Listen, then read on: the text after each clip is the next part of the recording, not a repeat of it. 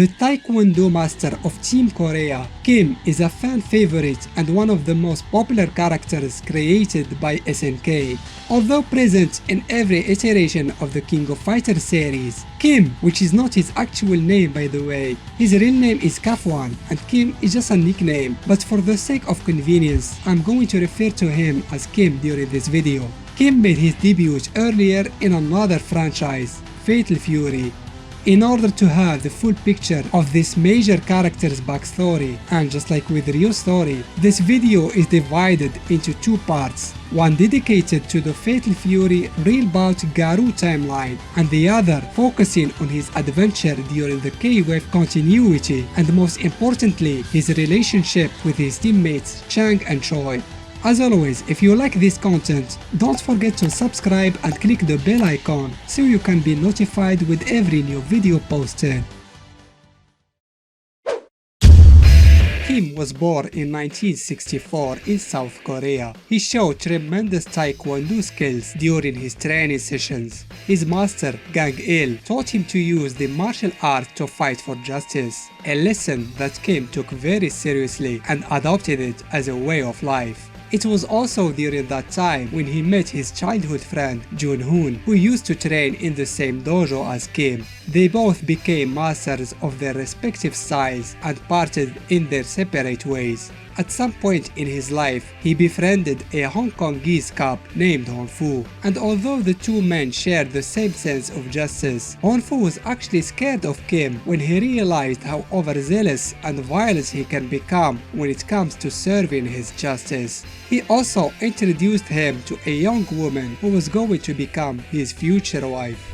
After winning the World Championship of Taekwondo, Kim returned to South Korea and opened his own dojo. Soon after that, he got married and had two sons, Dongwon and Jae-hoon, and surprisingly, Kim admitted both his sons to the dojo where he taught them his martial discipline.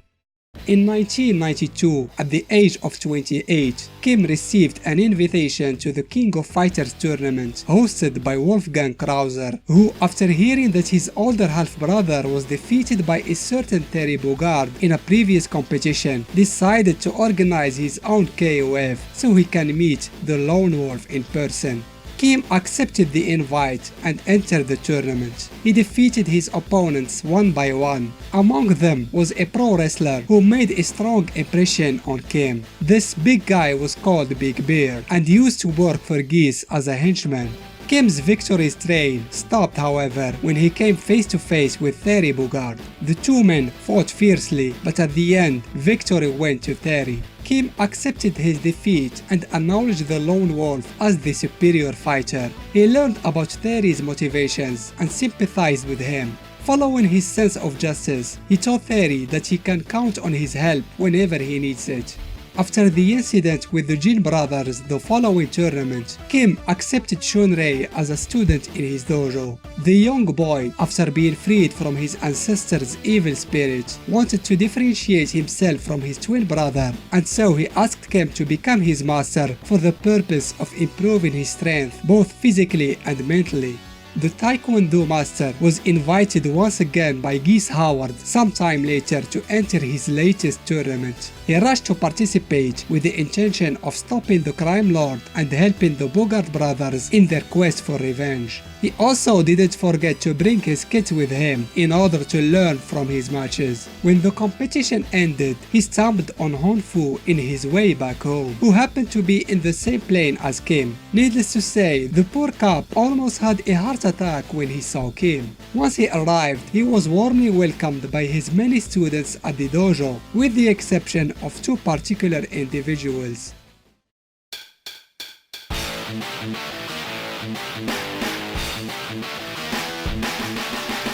10 years after these events, Kim retired from all kinds of competitions and decided to dedicate himself to his dojo and students. One day, he was attacked by surprise by a serial killer called Freeman and was almost killed. His sons, enraged by what happened to their father, tracked the assailant and entered the Maximum Mayhem edition of the King of Fighters tournament when they learned that Freeman was participating in it. Despite being the sons and students of the same man, their personalities and fighting styles were very different from each other. Jae-hoon, the youngest, was serious and gentle. He had a strong sense of justice and used a traditional style of taekwondo with almost the same moves as his father's. He was also very popular among the other students and even had a fan club. On the other hand, his older brother, Dong-won, was the total opposite. Cocky, goofy, and lazy. He hated everything related to physical workout and often skipped his training sessions. But he also was a natural genius who succeeded in inventing his own style of the martial art. The Kim brothers found their target at last and unleashed their vengeance on him. With their kicks, they gave him a lesson he was never going to forget. While he was walking his way home during one night, Kim was attacked by a stalker who used to hunt his victims thanks to his incredible speed.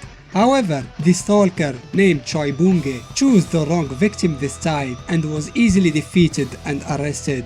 This encounter with Choi pushed Kim to think of a way of using the strength of criminals and outlaws for the service of justice, and thus his rehabilitation project was born.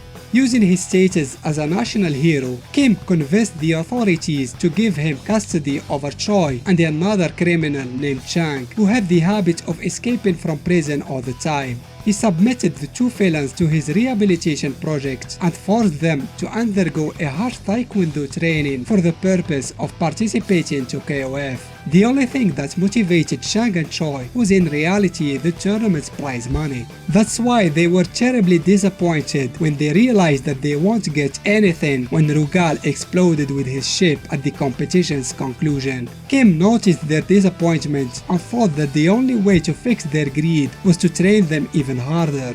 This pushed them to try to escape during the following tournament, but failed miserably.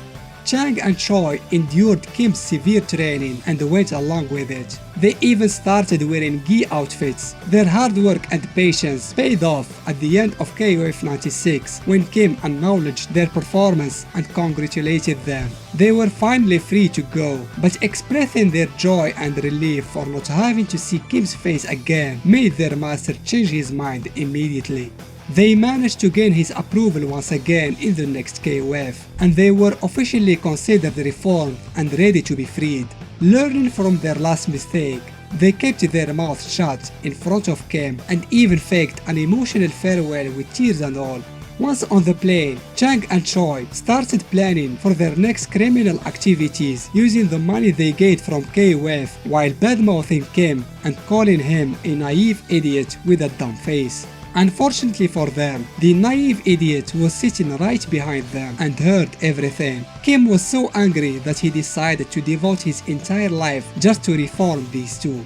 2 years later, their situation had gotten even worse. The team was visited by Kim's longtime friend, Jun. After catching a glimpse of his rival's rehabilitation project, Jun considered that Kim's methods were odd and inefficient. He offered his own version of reforming, which included social activities such as attending pop concerts and of course his fair share of hellish training. They all entered the 99 edition of KOF, and after its conclusion, both Kim and Jun considered that the two criminals were not ready yet to be freed. Chang and Choi started thinking of killing the two masters, but they couldn't do it as they have become too soft and nice.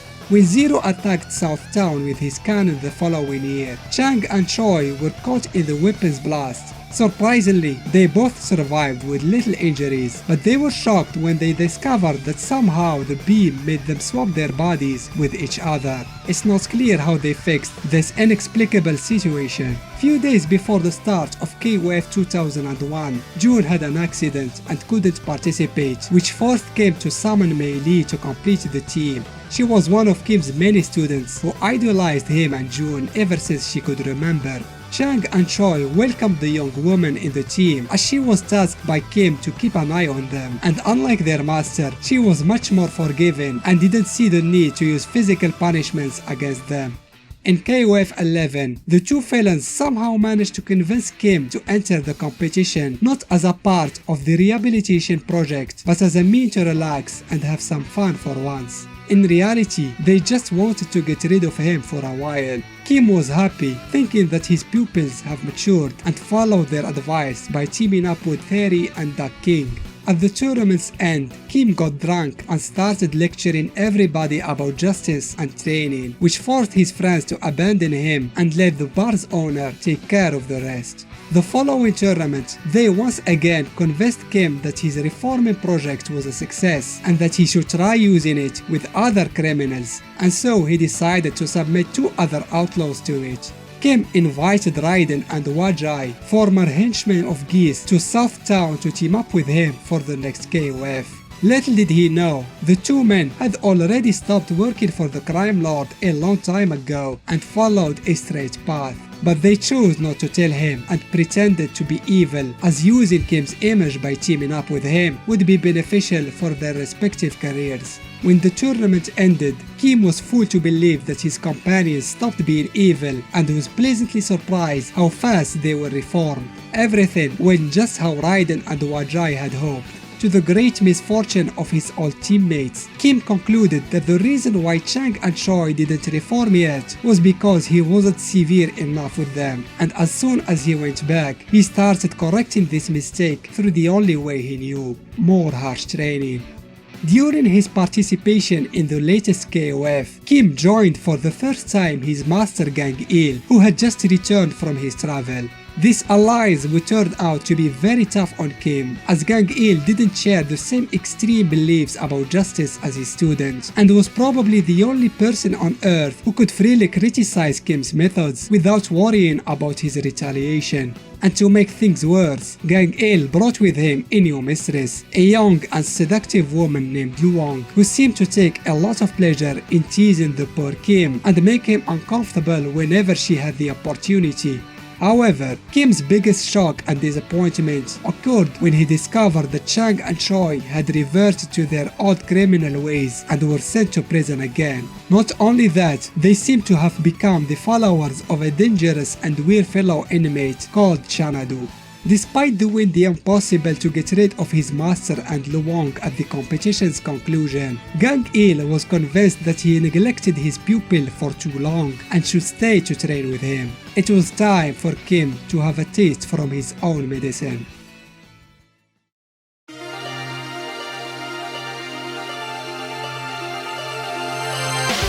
Being a master in Taekwondo, most of Kim's techniques rely on his kicks, but he can also use his fists for some light punches. In addition of that, he has high acrobatic skills, which he efficiently combines with his martial art to come up with his most devastating attacks. His master Gang Il can use stronger versions of Kim's moves, but they are also slower.